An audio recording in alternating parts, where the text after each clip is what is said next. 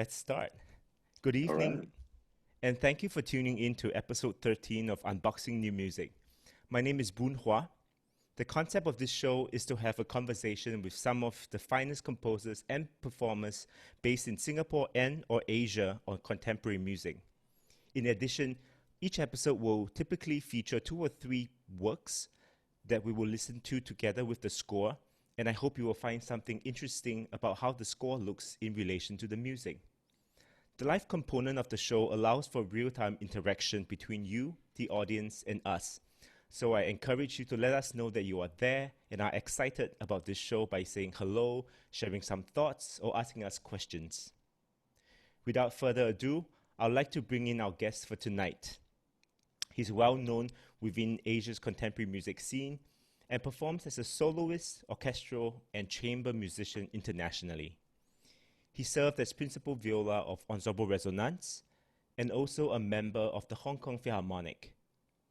Since moving to Hong Kong in 2008, he is founder, artistic director, and violist of Hong Kong New Music Ensemble, one of the finest in Asia. Please join me in welcoming William Lien. Hi, everyone. How are you? Good I'm evening. well. How are you doing? Oh, not too bad. Not too bad. So, well, we've known each other for a while, and I guess my fondest memory is being a conducting fellow at the inaugural Modern Academy in 2015. I'm going with 2015. Yeah, let's go with 2015. That's, yeah, it's some time ago. It feels like a very very long time ago when you Uh, came to Hong Kong and yeah, it was part of a fantastic array of conductors and musicians we had here. Yeah, I really have fond memories of that year. Actually, when Ensemble Resonance was here, right? yeah, I remember they played the John Adams. Oh God, The chicka chicka chamber, chicka chicka chicka chicka chicka chicka. That sounds yeah, like it was a very shaker much loops. shaker loops. Exactly. Yeah. Um, Yeah, it was really a lot used of by fun. Samson Young. Yep. Yeah, a couple of German composers as well.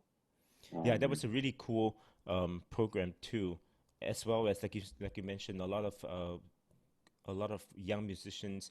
I mean, the conducting class was really a lot of fun. It was 3 people from Singapore and the lady Elena Schwartz from, I think she was half Australian and half from Half Australian. Switzerland. Exactly. And the funny thing is with Elena, she's actually now in Tasmania, where I'm from. She's a Oh, really? assistant or associate conductor down with the Tasmanian Symphony. So Oh, wow. you're all doing amazing things. The 4 conductor group that we had here. So Yeah, it was a lot of fun. It it's was fantastic. Kachun, it was myself, and it was also Ipin, who's doing a lot in Ibin, Singapore. yeah, Yeah, yeah, and he's doing it was a Singapore really fun too, right? class. Yeah, yeah. So, well, I guess today's topic is on building an audience for new music in Hong Kong, and it's something that I know you're very passionate about. But before that, perhaps we can start from your story in how did you move, when did you move to Hong Kong, and why did you move to Hong Kong, and what was your decision to leave, kind of an orchestral position to eventually found and lead your own group? Yeah, well, that's a long, kind of a long story, but I'll give you the short version. Um, I I lived for 4 years in Europe, um, working, well, studying and then working with Ensemble Modern, and then working with Ensemble Resonance for some time. After my studies, more traditional studies in Italy, and then while I was in Europe, I really wanted to come to Asia, and I'd been to Hong Kong before. I hadn't been to Singapore before, so actually one of my journeys through Asia at the time was my first stop was Singapore for a few days, and then I flew to Hong Kong and thought, oh, okay, let's try to do something a little new. There wasn't a new music ensemble in Hong Kong at the time, and I mean, still we're kind of the the only um, the only um, sort of medium-sized new music ensemble in the city. Um, and that was in 2008, and at the same time, I got a, of course, it's hard in a very expensive city to sustain yourself. So it was just a lot of luck that I also got a job in the Hong Kong Philharmonic for several years. So at the very same time of forming the new music ensemble here, I was also working as a tutti musician in the orchestra. The great thing about that was that I got to meet a lot of fantastic musicians as well, and get linked in to the musician and composer community quite naturally. Whereas had I just arrived and started doing something new, it would have been quite tough, I think. So yeah, that was back in 2008. Before that time, I'd actually done a summer tour with a fantastic international collective of musicians from Australia, Europe, and Asia, sort of performing in the region. We thought, okay, there is something here. You know, we were performing in some galleries and clubs in southern China. You know, working with contemporary dance companies, working with contemporary artists. And a lot of these performance venues were full, you know, where, you know, when we were completely unknown, you know, we were doing sort of quite experimental work, and that kind of gave me hope that, okay, maybe there is a desire here for some new initiative to try something a little different. And yeah, it's still going. So yeah, after what, almost 12 years in Hong Kong, we're still at it. And yeah. That's fantastic. I just want to take this time to say some hellos.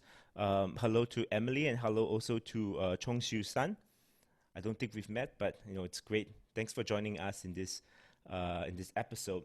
So maybe I would like to ask about how was the music scene in Hong Kong, the new music scene in Hong Kong? Because you mentioned that there was an audienceship, but was there like performers and also composers actively writing, or was the scene more kind of academic at that point? It was quite academic, actually. I mean, there was at the time, there was a very active composer society, the Composers Guild, and they were and still are sort of organizing quite a few contemporary music concerts, and, you know, commissioning local works. But apart from this, I mean, in the past 10 years, there've been a number of sort of, I mean, apart from the New Music Ensemble, there's been, you know, some like a sound art organization called Sound Pocket.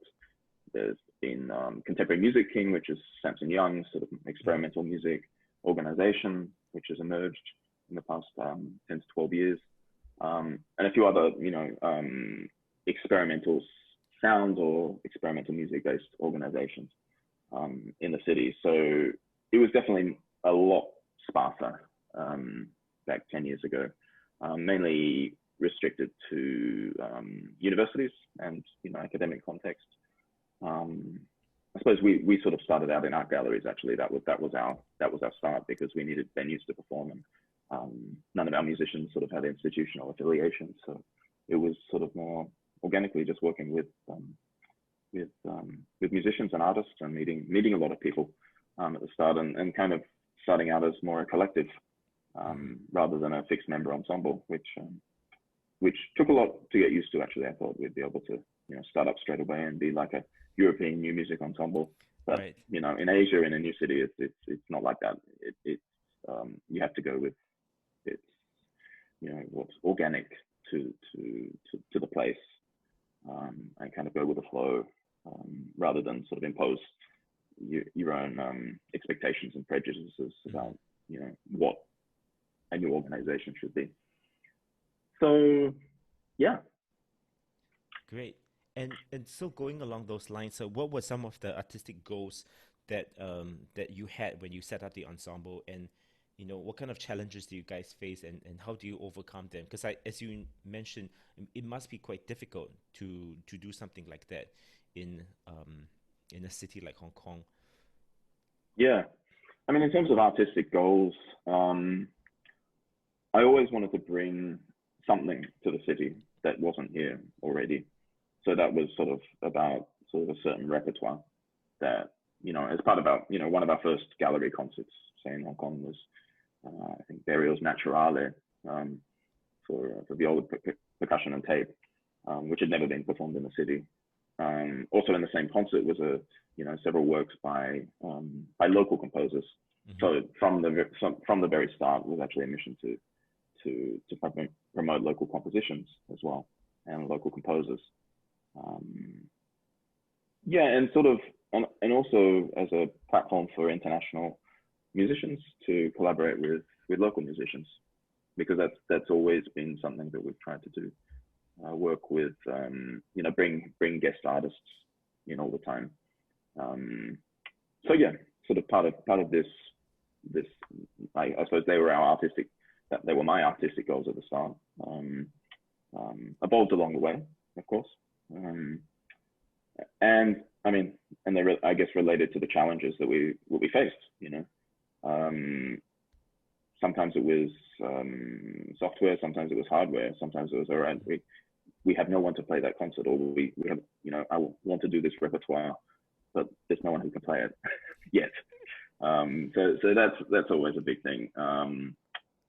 And then on the other side, it was like, we want to do this, but there's no money.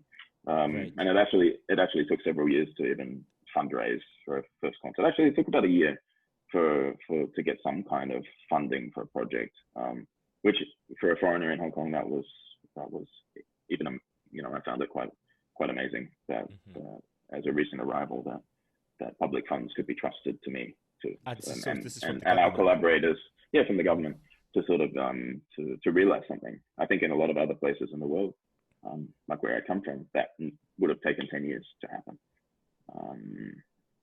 So yeah, in that sense, it was. But I suppose the challenges also is, it's always related to software and hardware, and money and people, and venue and space, actually. Hong Kong is notorious for the space, the lack of space. Yeah, actually. Yeah, exactly. And even to find the right recording studio, or the right the gallery that can fit a certain number of people, or to find a venue that's available at a certain time, or musicians who are available at a certain time with very crazy schedules. Some of the craziest I've found in the world, actually. So yeah, I suppose these are the challenges that we faced, and actually still face. Some things have got better, some things have got worse, but at least there's a bit of momentum that we've gathered in the process. And in terms of like players from the New Music Ensemble, I mean, you mentioned that from your work in the Hong Kong Philharmonic, you got to know some players, and so what's the kind of makeup of the ensemble? Yeah, our makeup is quite international, actually. At the moment, we have some. I mean, most of our players are freelancers. Actually, they're not members of an orchestra, because of the the time constraints and the limitations of that. We have a couple of university professors. I think 3 university professors we have. 2 of them in mainland China, 1 of them in Germany. I mean, we actually spread. We spread out. So actually, COVID does affect us quite a bit, because it affects what repertoire we can put on at this present time, because we're an international group, also with a lot of players, regular players flying in, which I've also, having played with ensembles in Europe, it was actually the model, that also happens with a lot of European groups. So yeah. I have a follow-up question, but before that, I'd like to say hello to Akiko and Kyung. Thanks for joining us in this episode. I actually wanted to use another platform, which is StreamYard, and the nice thing about that platform is that you can highlight these kind of comments, and they will pop out on the screen, so it's really kind of cute and nice.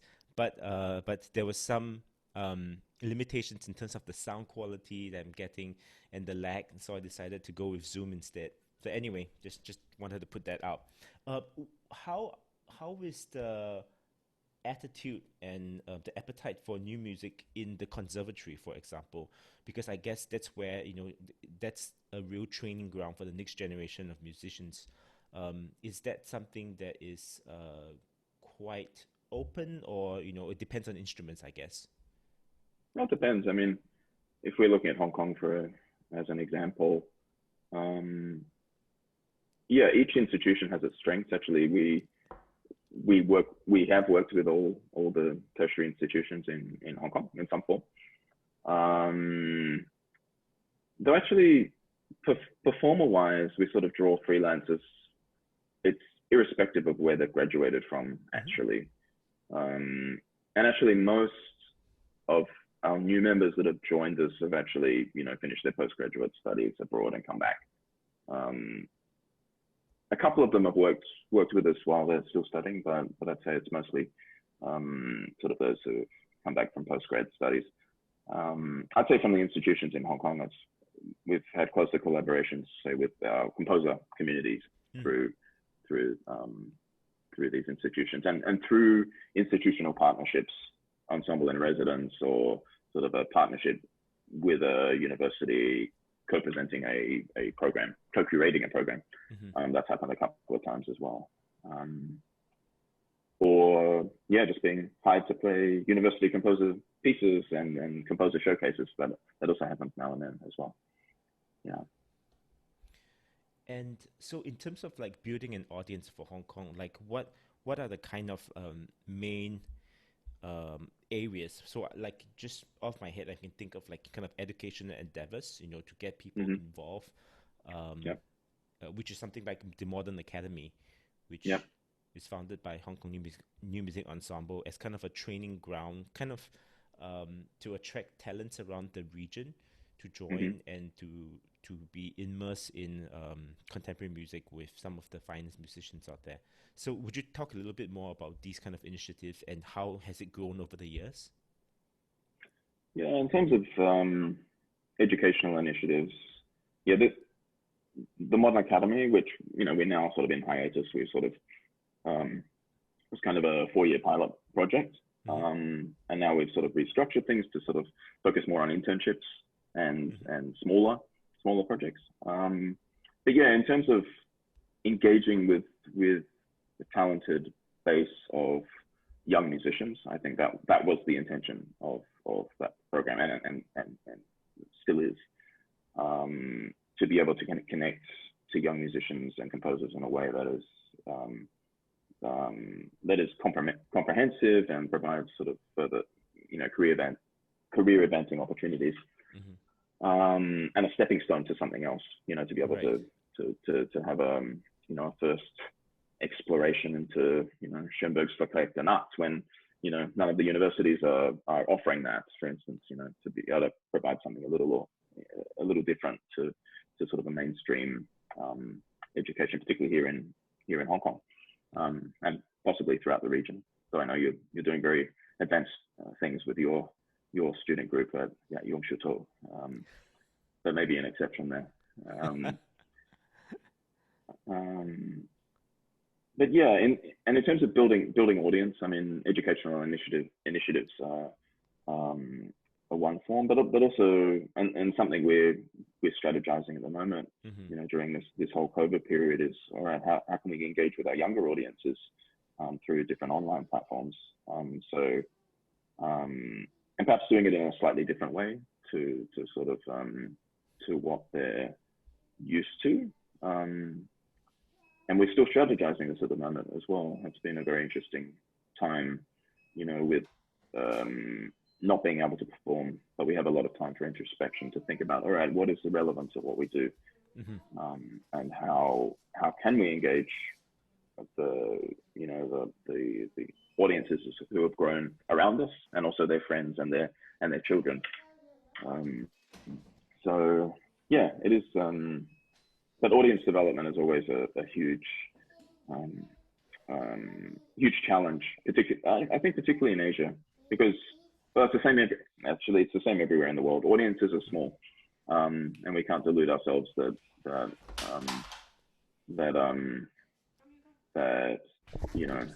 we can't go beyond what is realistic. Sometimes audiences are small. Of course, sometimes we can sell out big theaters if we're doing a really a major production, say with as part of a contemporary opera or something like that. But yeah, in terms of audience development, I've learned throughout the years to be realistic about numbers, and it's about the quality of engagement rather than just quantity, and retaining people to get them engaged and to get them coming back and wanting more. It's really tough, actually, and you know. Absolutely. I mean, I'd love to talk a little bit more about that, but I thought this would be a great segue into Charles Kwong's Atlas, because Yeah. you talked about how you guys started off playing in galleries, and so this is kind of a sound installation as part of our Audible City project. Do you want to tell us a little bit about that? Yeah, well, I'd probably say it's more site-specific performance rather than installation, I reckon. And yeah, you're absolutely correct. It's sort of an independent project that Hong Kong composer Charles Kwong curated and composed for. But I think, you know, because we've got this great documentation of it, and it sort of, I think, exemplifies, you know, reaching different audiences through different sites. Right. And engaging with them in very new ways. So I thought it was quite a good example of this. So yeah, Atlas is a composition sort of from 2018, 2019. Sort of the series has finished, but I think Audible City as a project will continue. Right. It's about bringing music outside the concert hall and to explore different site-specific locations. Actually, most of them indoors, but there've been a couple of instances in the series where the performances have been outdoors as well, and sort of engaging with the environment, the natural environment. So yeah, I think in the video clip there's an example of inside an old magistracy building, like a magistrate's court, now decommissioned. It was formerly the Savannah School of Art and Design, but they actually just closed their doors in Hong Kong, like a lot of things probably will in the future in this city. So that school has now left Hong Kong, but yeah, it's a former magistracy building. There's also one of the performances in a Buddhist temple, actually close to where I live here in Hong Kong. There was one at the Hong Kong New Museum gallery, which is very, very beautiful. There's a really beautiful exhibition going on at the time. And also outdoors on a patio area at the Pillar of Shame, which is sort of a remembrance of the Tiananmen Square massacre. So it's sort of getting, there's another performance at Harpao Music, which is a sort of formerly Harpao Mansion, which is a historic building in Hong Kong, which was part of the Tiger Balm Garden complex. Very interesting historic building in Hong Kong. Then we have Tai Kwun, the former Central Police Station.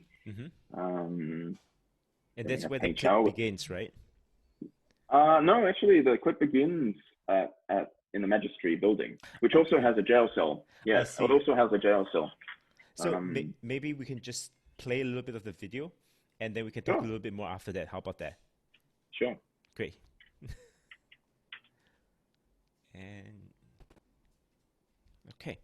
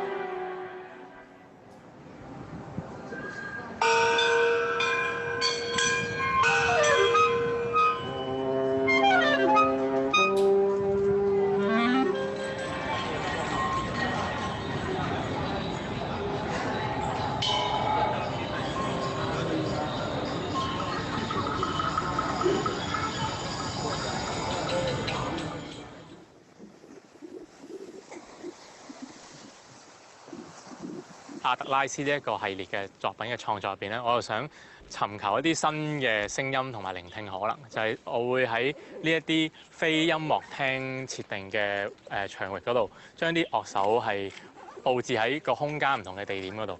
喺傳統嘅音樂創作同埋音樂演出裏面，我哋通常有一個預定咗嘅設定，就係好似音樂廳咁樣，有一個舞台，有一個觀眾席。咁舞台上面嘅樂手進行嘅演出就係嗰個聆聽體驗嘅焦點同埋重心，而觀眾席其實嗰個聲音其實就係多數會被視為一個噪音嚟。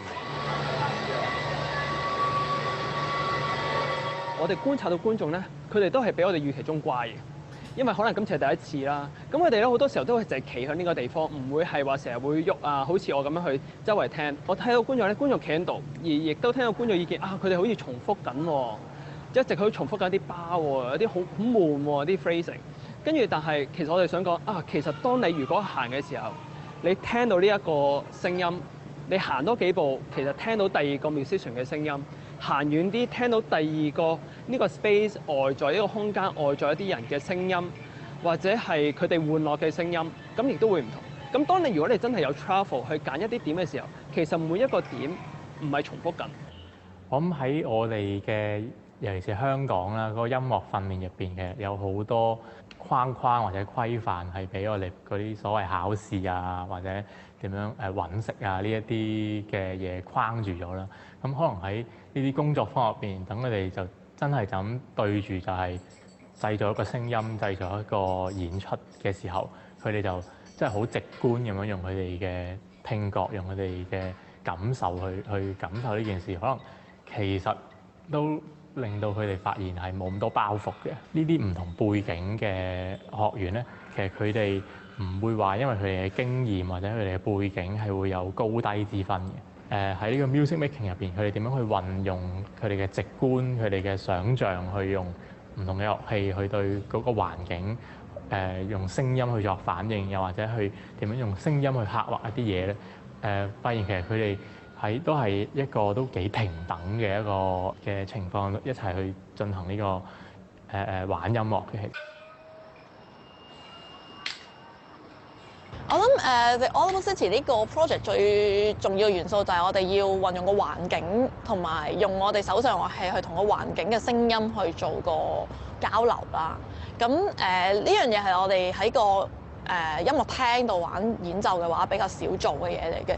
咁頭先出咗嚟呢一度去試嗰陣時，就真係好試到呢個意念。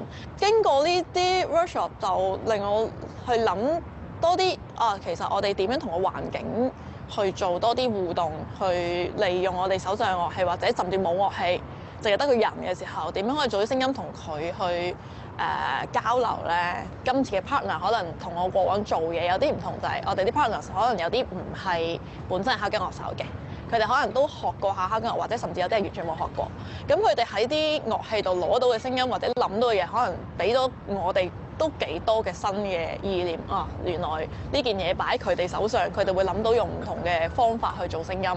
咁我哋可能因為玩呢個樂器太耐啦，框架太實啦，因為我哋過往做嘢用呢件嘢就係咁用噶啦。咁我可能冇佢哋咁多諗頭添。咁其實喺佢哋身上都學習咗好多。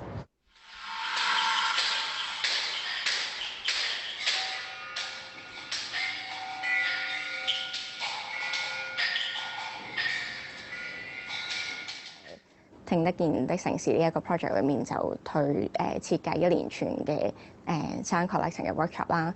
好多人做海聲嘅時候，去到一個位就係可能覺得我錄咗呢啲聲，但係我唔知呢啲聲可以我嚟做咩喎。但係其實透過呢一個即係 review 嘅過程，其實佢哋就會去聽到一啲佢哋當一刻可能 miss 咗嘅嘢，然後佢哋就會可以再去諗下點樣運用呢一啲聲音或者一啲素材去再做一個創作。平時好多嘢都係已經有嘅嘢，喺個環境度有嘅嘢，可能已經 miss out 咗冇聽到嘅。咁今日有一個機會可以俾佢哋自己靜靜地聽下，真係嘗試下，可能真係用一啲好簡單嘅器材去錄一啲嘢翻嚟，跟住聽翻，跟住用自己嘅語言或者用文字去描述下頭先錄到嘅嘢係乜嘢，同埋聽到嘅嘢有啲咩分別啦？想用一個錄音機去試一啲我哋平時自己耳仔去唔到嘅地方。個錄音機擺喺有個推土機嘅車底咁啊，咁又係想即係都係試下喺入邊係會聽到啲咩聲咧咁啊，即係同我哋企喺沙灘對住個海咁樣，因為其實都係會聽到海浪聲，但係嗰個聲音嘅嗰個空間上嘅分別咁樣。咁我覺得呢啲練習都係有趣嘅，就係好似令我哋開始去注意下一啲周邊好似好習以為常嘅聲音，一啲我哋可能平日忽略咗嘅一啲特性咁樣。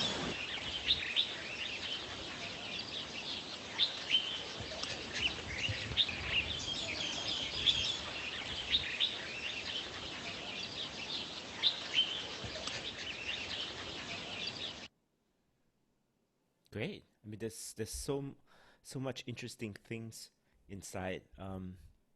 I guess the Yeah, and first that's thing part one of the project as well. Right. There's a part two video as well on YouTube. Speaking of which, you can find all these videos on the Hong Kong New Music Ensemble YouTube page. So if you haven't checked it out or subscribed, I highly recommend you do so. A couple of things that kind of crossed my mind is this idea about curiosity. And I think that's really wonderful because people are listening to interesting sounds with no judgment.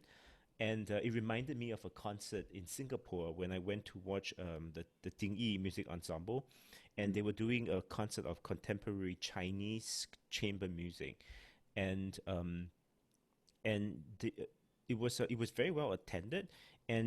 But the thing that I really took away from the concert was kind of the look on the audience face. It was a look of curiosity, of being mesmerized by these interesting sounds, and that's really beautiful, you know, as compared to sometimes even musicians going into contemporary music concert and having kind of a preconception about, oh my God, is this going to be certain sounds?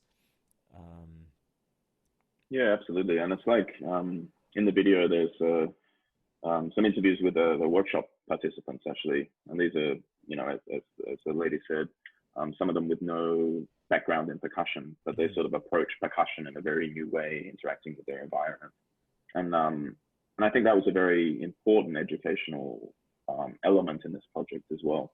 So that was actually. Yeah. Sorry, are they musicians as well? That they just don't play percussion, or they are just people? Some of them were musicians. Some not at all. I think. Wow. Another group that we collaborated with in that performance too was the Hong Kong Youth Percussion Ensemble, and that's also a group where, similar to this, some of them come in with no percussion background at all. They're just very open-minded in terms of sound, and using instruments in a very organic and intuitive way, rather than an academic way. I mean, likewise with the ones involved in the sound collecting workshops, sort of, which was more sort of about field recording and listening to the environment and different acoustics in new ways. I think sometimes musicians or, you know, traditional music lovers may approach that process in a very in a way with a lot of preconceived notions of what they're hearing and what the process is about, rather than just letting go on and listening. So yeah, I kind of wanted to share this project because I think it's you know, as well as being a composition, you know, like each performance has, you know, a very significant piece of composed music, also with a very flexible framework, but attached to each performance, there's a series of workshops and engagements with both the public and with, in some cases, a younger, less musically experienced group of musicians, sort of collaborating with you know, as part of the production. So yeah. So for example, like what we've seen in the video where people were just surrounding the performers. I mean, is this kind of a ticketed thing, or you guys are just appear there and then take up some positions and play, and it's is it a pre-planned kind of event? Yeah, it is. Yeah, okay. It is. It's I think they were all free performances actually, but they were ticketed and usually oversubscribed. Okay. Partly because of the fact that people wanted to experience. I mean, most people, well, some of the audience had never been to these places before, and I think it's also about curiosity about certain locations. You know, for example, this remote part of Peng Chau Island, which you saw some you know, our Gougalon player playing outdoors. You know, remote part of the island in a fishing village. You know, a lot of people wouldn't have ever been there, or in a, you know, in the case of Tai Kwong, the old Central Police Station, and Hong Music. I mean, actually, I think those performances as part of the series were some of the first performances in the reopened venues. Because Central Police Station, Tai Kwong was closed for many years for renovations, and also Hong Mansion was closed before it became, as it is today, sort of a music training academy in this old historic mansion. So I think in this case it was very cleverly put together because it's about people aren't only curious about the music, but they're also curious about the locations and the sites themselves, and also the sounds to the specific locations too. Yeah, and also, you know, it was really quite beautiful. I got to experience some as a performer, some as an observer, but I have to say I'm most liked being an observer because you got a different perspective and a different part of the either venue or location, different sense of acoustics. Where you are in one part of the building is, you know, a very different experience, you know, in another. So yeah, in that sense, I think it's a very interesting project for us. Yeah, and hopefully in terms of audience development too. I hope. Right. You know, Kyung has a comment that he says he thinks that the guru Jose Beceda is the first composer in Asia or even maybe the world who used kind of open field and interacting with audience. So there's this kind of ruralness and this kind of sounds of nature. I love Maceda's approach. And I think it was his centenary year several years ago. We did try to get something off the ground because he has a Hong Kong connection as well. Okay. He was resident at Hong Kong U for 1 year. I think as a resident scholar. So also, you know, we like to, you know, and we haven't done a lot of Maceda's works, but there has been a, you know, Kyong's right is a very important figure in this, you know, this kind of creation. Right. And there was an exhibition of his works here at Asia Art Archive several years ago as well. But yeah, very important figure in contemporary music and many other things. And another point about the video also that I found particularly interesting is, I mean, the idea of taking sounds from the city is not a new idea, but every sound is so unique to a certain place, you know. I mean, obviously I was kind of thinking about New York City and about kind of the car horns blazing that appears in so many musical pieces. But it's very easy to go into cliche, you know. Right, exactly. Of what you expect the city to be. I mean, in Hong Kong, that's probably like the traffic lights. Everyone hears this, or the MTR, or the train signal, you know, closing the doors, you know, and that appears in a lot of, you know, sort of cliched moments. But yeah, I mean, it's sort of maybe a little more introspective, and I think more representative, or just a different take on the sound, you know, as you said, the sounds of the city, and representing this, or, you know, reflecting on it sonically. And just another question about, do you guys talk to the audience, you know, kind of after the performance and kind of trying to get their response to the whole event, or how, I'm just curious. Yeah, in these cases, there were actually not. I think for most of them, not. They're sort of more informal. I think the ones I observed, not. there could have been one that I didn't go to. There could have been something, but it was sort of more. I think there was always the chance for the audience to come up to the composer or the performer to talk in a sort of a more informal process in that way. I think to sort of set that atmosphere. I don't think there was anything too formal. Right. If I'm not mistaken. I'm just thinking out loud because I mean, also in my experience in trying to develop an audience for new music, sometimes I always think, am I thinking in a position where I'm just kind of feeding what I think would be good for the audience without really thinking in their perspective about, what are the things that will be interesting to you. I think it's a mix of both, right? I mean, there has to be a certain amount of curation, but there has to be a certain amount also of something of interest for the audience. Yeah, I think in some cases I've kind of moved, at the moment I really don't like pre-concert talks. I prefer more sort of post-concert talks, discussions, reflections, where you can get very more honest and maybe more, rather than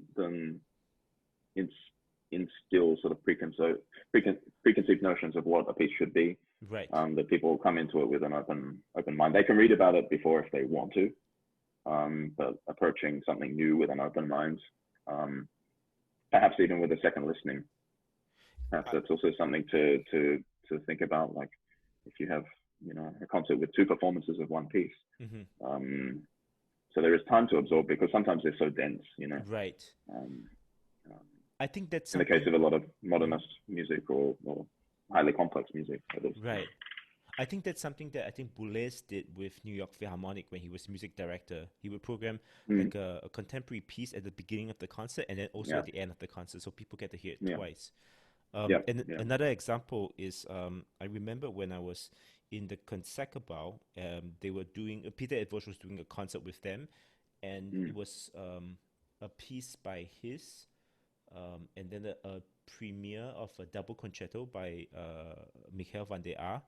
And then the second half was Soloist's Concerto for Orchestra. And they didn't have a pre-concert talk, but they had a post-concert talk. And so it was kind of the same thing, he talks about the piece and he talks about his inspirations behind it.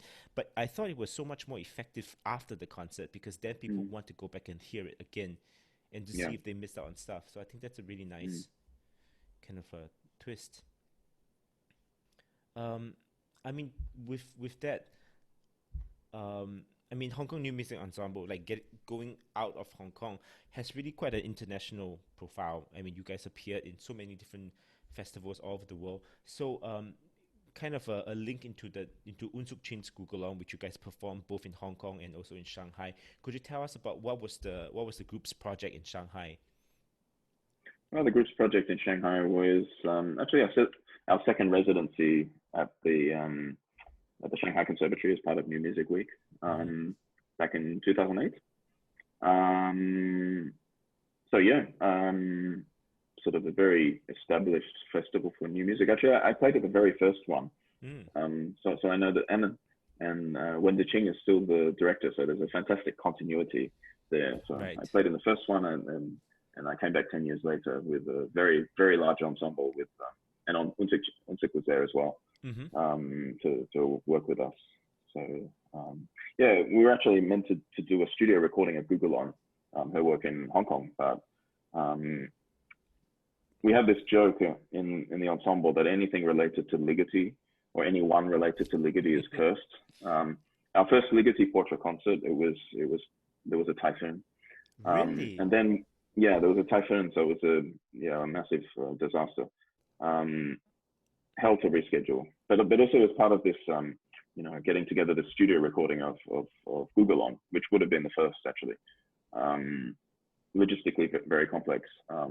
In the end, it was there was a big typhoon coming. We almost didn't make it to Shanghai actually. Oh my gosh. So it was fantastic that we got there in the end. But so we have this joke that Unsuk studied with Ligeti that there's some curse there. So why don't we jump into the music first, and then we can talk a little bit more about this fantastic piece by Unsuk. Sure. Yeah. So Gougalon is a 6-movement piece. So for purpose of time, we will only play the first 3 movements here. Okay. Yeah.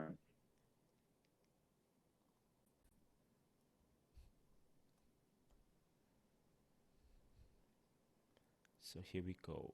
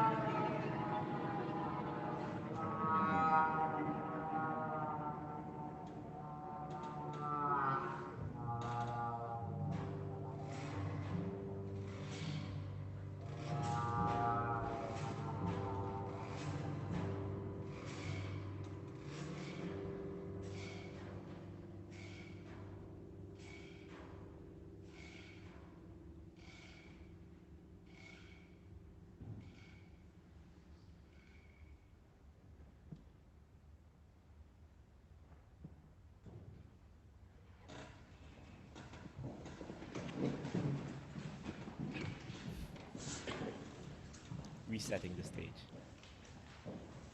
Very complex. This.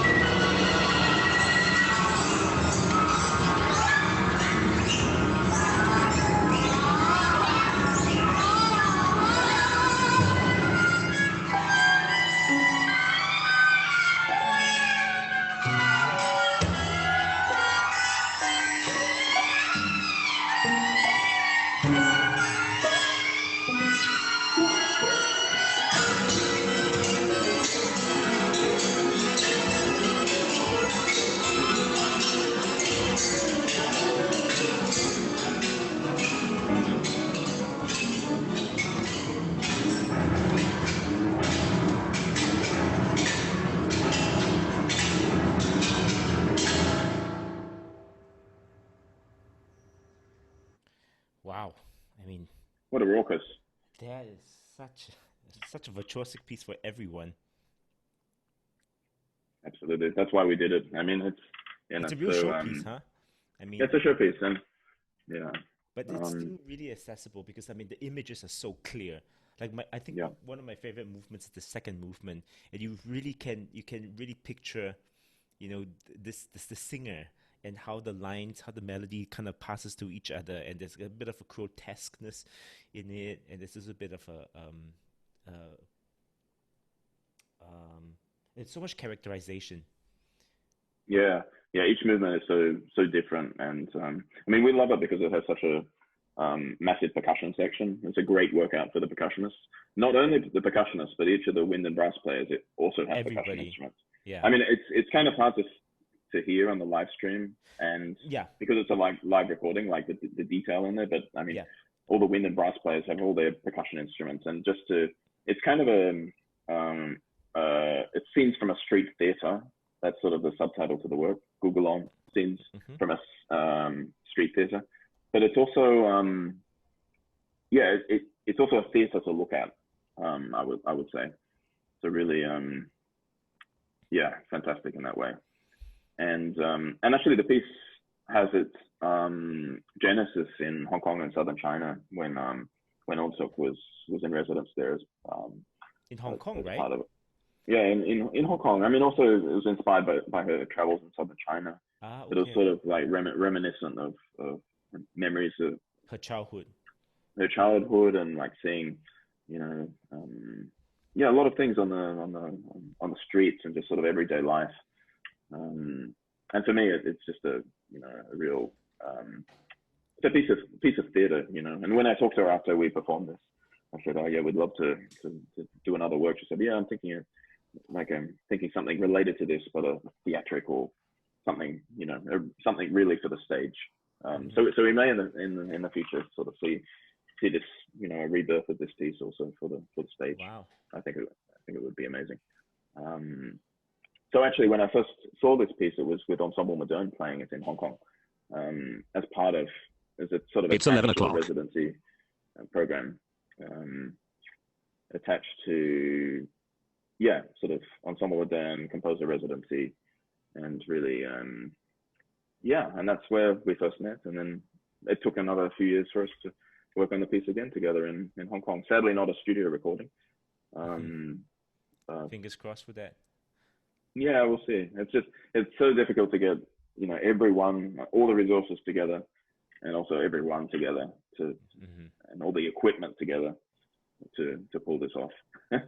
I mean, her music is always so virtuosic and pushes kind of everybody to their limits in every possible way, both rhythmical and also kind of technique. It's so intricate. I mean, I did this also at Yong Su To with the New Music Ensemble. I mean, we really worked very hard. The piano's having the fives, but they're all kind of slightly displaced, and the winds have a totally different melody, and the trumpets and trombone are really pretty kind of relentless. It's very it's relentless. It's a different kind of virtuosity, whereas there may be a lot of repetition, but it's just relentless, and it's like a huge workout, Right. So it's and on top of that, I'm showing this page to the audience because in the instrumentation, you can see that all the wind instruments and also the brass instruments, they have to play a whole lot of percussion, little percussion instruments. And so, like as William was saying, if you see this piece live, you can see that the setup is huge. The two percussionists, they have an incredible amount of things to play. I mean, this is the percussion instruments, and it just looks huge. And then on top of that, all the wind instruments have, little percussion parts, which is also very complicated, right?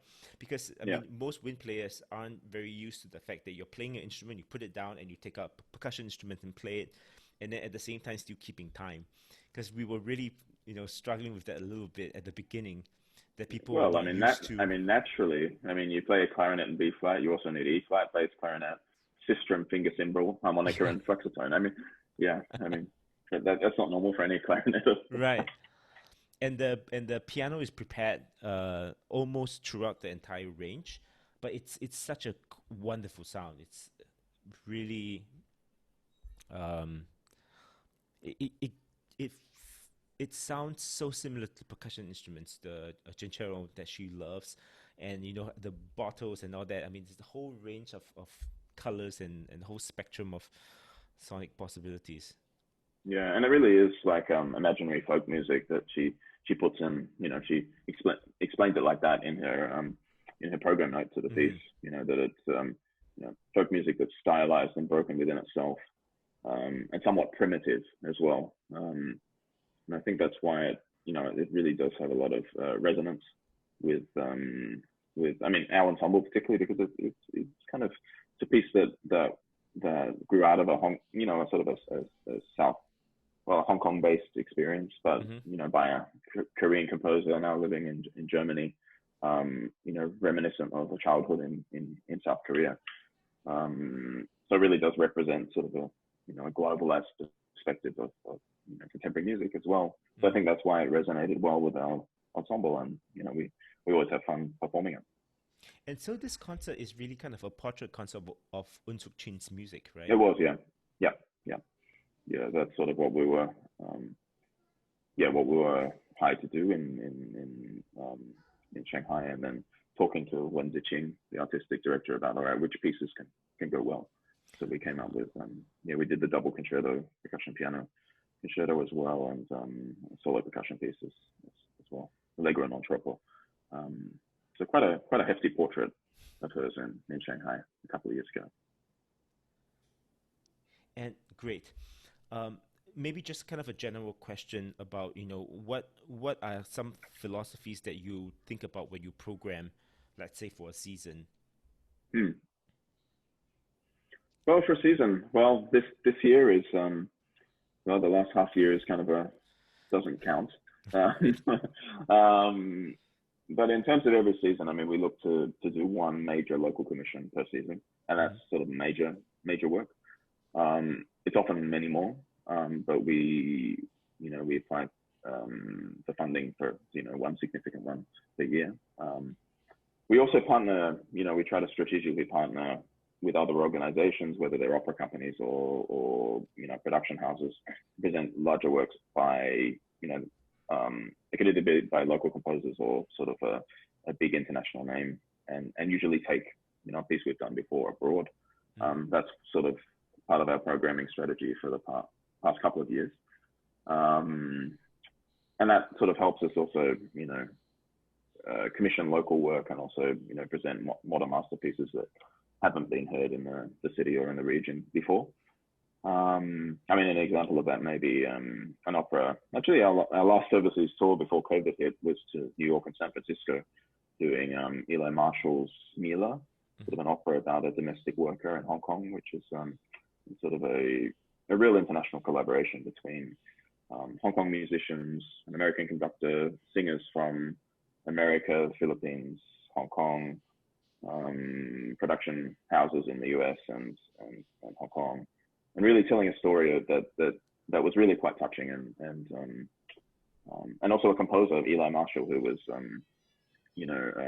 American but lived in Beijing for many years, did his PhD here in Hong Kong, and speaks quite a lot of Cantonese, fluent Mandarin. Oh, really? And, I didn't get yeah, yet. yeah, okay, yeah, and really try to localize experience that maybe, or to be able to tell a story that perhaps a local couldn't tell, or wouldn't want to tell, or it would be too close to home. Right. So yeah, I mean that's sort of a case of a production that, or I mean most productions we like to have that level of involvement from the very start. So I mean that was a case where where we were approached by Asia Society and we became sort of a production and musical partner, sort of in a what became an opera that's been done here in Hong Kong and in the US. So we do try. I mean, last year we did a lot of touring, and that's probably. I mean, actually, every month we were on tour somewhere, either to Beijing Music Festival, Thailand Composition Festival, small regional tours to South Korea. Yeah, I miss you guys in Thailand. I remembered. Yeah, we were close. Yeah. So close. But that's changed. I mean, I think what COVID has, it's brought everyone down to earth and emphasized that there will be a real localization of productions moving forward. That's a reality. Even, we're talking to artists now, we have things lined up, so they're meant to be happening now that we're postponing, and it's like, look, I mean, you're in a quarantine. I mean, what you'd be in a quarantine for 2 weeks, and then what? We need to wait till the world gets back to some sense of normality, and probably once it does go back to normality, it will be different. So yeah, something we will be focusing on in the next year is a real, back to home base, engaging with local audiences and focusing on our base more. Whereas the past few years have been, touring, touring international productions and mixed programs. So yeah, it's a real shift, and I suppose no one knows where it will go. Right. But we just, I guess, got to do the best we can, right? Absolutely. Just to backtrack a little bit to Mila. So, I mean, the audience listening in, they can check out like short excerpts or trailers of Mila on the Hong Kong New Music Ensemble YouTube page. So do check that on YouTube, out. also Asia Society. has a making of video as well. I think there's a new one coming out very soon. Great. It's Would there be a recording of longer. it? Yeah, Or- not a studio record. They're live recordings. So I think the Asia Society is just about to release Oh, something fantastic. longer, I think. A video or kind of audio? Video. Fantastic. Yeah.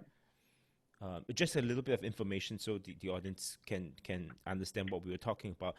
It's an opera about the plight of a domestic worker in Hong Kong, and her relationships and kind of her challenges in the Cantonese household. So it's something that Singapore, there's a lot of resonance with the Singapore audience as well, because this issue comes up very often. So I would love to check it out once the recording hits. Great. So I guess we are nearing the end of this episode. And I mean, you touched really about, how the world has changed with COVID and how there's a push towards digital distribution of well, music. it's a big topic. I mean, there's no substitute to live performance, but trying case to in point is the Gougalon, right?